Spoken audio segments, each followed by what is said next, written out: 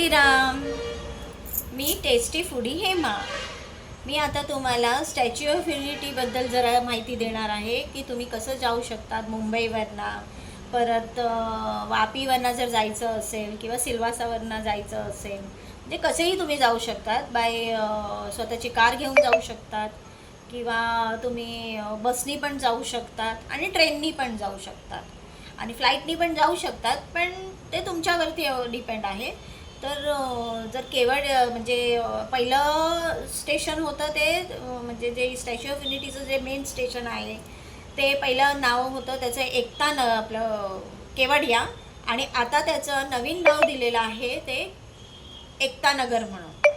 आणि direct Ekta Nagar station आहे तिथे. इतकं छान स्टेशन आहे, सुंदर स्टेशन आहे, त्याच्याबद्दल पण मी तुम्हाला माहिती देईन. आणि स्टॅच्यू ऑफ युनिटीला कसं जायचं, काय जायचं ते तुम्हाला ह्या व्हिडिओमध्ये मी सांगणार आहे. याचे 2-3 ब्लॉग्स होऊन जातील, म्हणजे प्रत्येक ठिकाणाचं तुम्हाला किती चार्जेस होतील, काय होतील, हे सगळं मी त्या ब्लॉगमध्ये तुम्हाला प्रत्येक ब्लॉगमध्ये सांगणार आहे.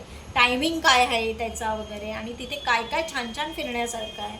पण जर तुम्ही जात असाल तर माझं तर मत आहे 2-3 नाईट्स तरी तुम्हाला तिथे 2-3 नाईट्स तरी तुम्ही थांबायला लागेल. आणि एका दिवसात पण तुम्ही फिरू शकतात, पण ते तर तसं घाई होणार तुम्हाला एका दिवसात जर फिरायचं असेल तर त्या मनाने तुम्ही 2 ते 3 दिवस पकडूनच चला. आणि इतकं छान आहे केवळ हे एक म्हणजे एकता नगर पण छान आहे. परत हे आहे जंगल सफारी म्हणून आहे, ते लहान मुलं खूप एन्जॉय करू शकतात.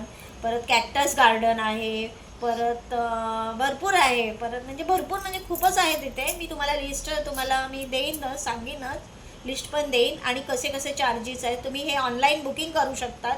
मेन आहे तुम्ही ऑनलाईन जरी केलात तरी चालेल किंवा तिकडे जाऊन पण केलात तरी चालेल, असं काय तिकडे हे नाही आहे. म्हणजे तुम्ही दोन्हीकडून करू शकता.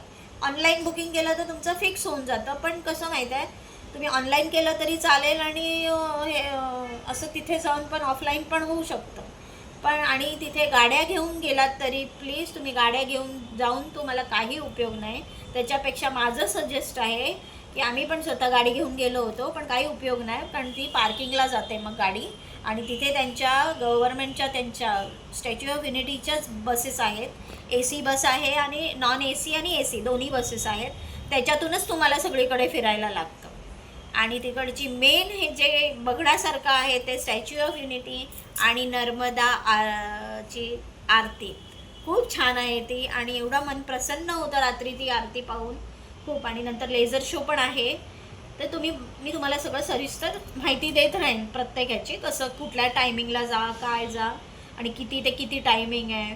आणि खूप छान आहे. आणि मुलांचं पण एक हे आहे आरोग्य म्हणून ते पण बसतं आहे बघण्यासारखं, खूप छान आहे. आणि तिथे छान छान माहिती दिलेली आहे, ते तुम्ही पहा. आता मी तुम्हाला ते दाखवते. चला तर पाहूया.